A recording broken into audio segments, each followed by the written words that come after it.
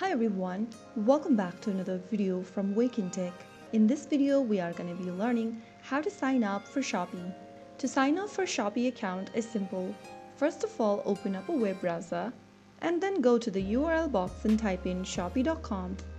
You will then end up in the official welcome screen for Shopee. Go ahead and select your country or your location from the list, and then you will end up in the login screen.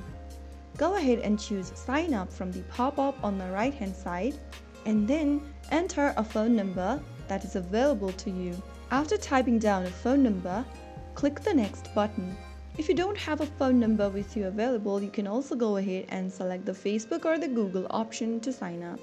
Go ahead and make a selection and follow through the prompts, and you will then be able to sign up for Shopee account. So that is how you easily do it. Once registered, you can start shopping, selling, or exploring Shopee's feature. So that's how it's done. If you found the video helpful, don't forget to like, share, and subscribe to the channel for more Shopee tutorials. I will see you in the next video. Stay tuned. Till then.